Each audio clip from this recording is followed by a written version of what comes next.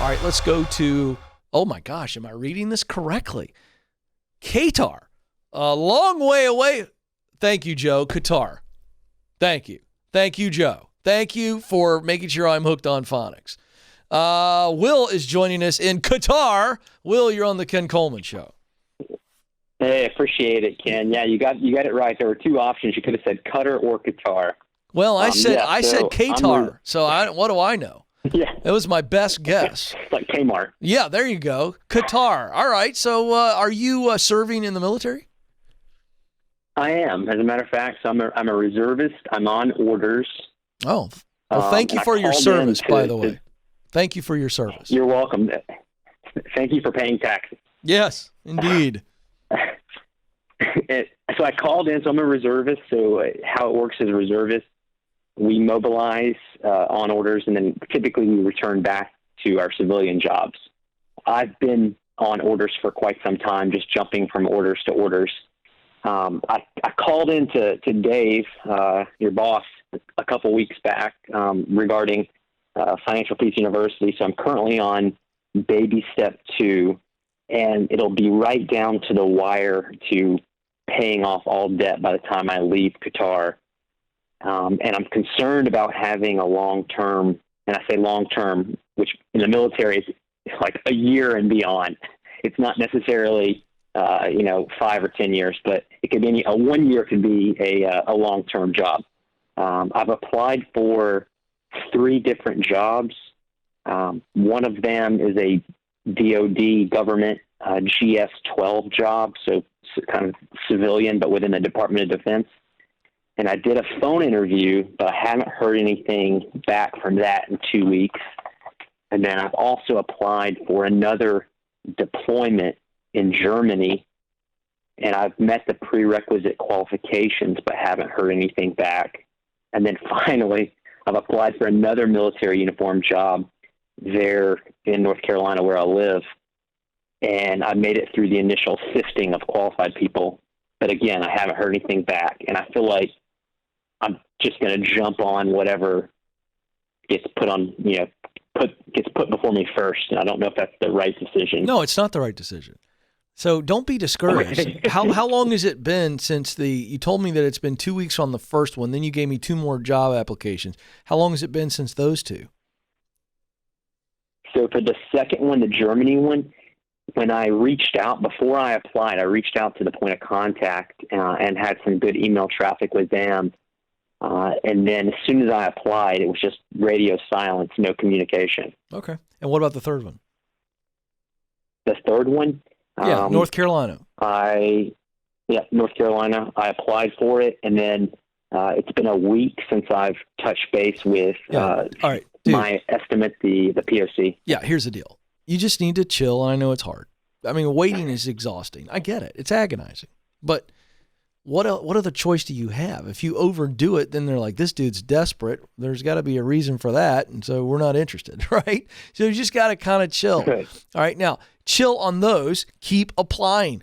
Keep looking. Use the proximity principle. Try to find some connections in the military that you have met where people know you and can endorse you, and they may know somebody in connection to these jobs. And it's not just you applying. Before you ever apply, they're making a connection and saying, let me tell you about Will. So you got to do it the right way, the smart way. Okay. And I'm going to give you a copy of my book, The Proximity Principle. Okay. And you've got to read it and do it. It is all about your web of connections, Will.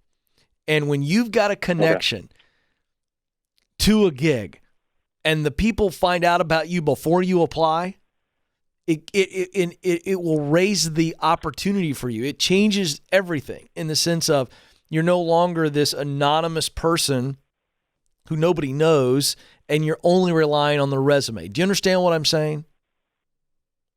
I do. Yeah, and so you got to do that. Now, here's the deal.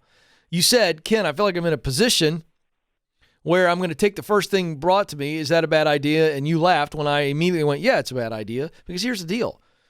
You've got some time, and you're active right now. How much time do you have before you're leaving Qatar? 54 days. Okay. So 54 days. You're already actively doing things, okay, to get seen. And I know you go, gosh, 54 days, that's ticking pretty quickly. But the reality is that you just have to step up your activity, and you're going to get to a point where you're leaving with something ready to go, or you're leaving with some opportunities to interview, or you're leaving with a gig in the bag. That's your reality. And all three of those options still require you to be super active. And you're looking for a job like your pants are on fire, right? But I don't know that you have to. In fact, I just don't believe you have to take the first thing offered unless you're in a really tough financial position. Are you in a tough financial position? We bought the house.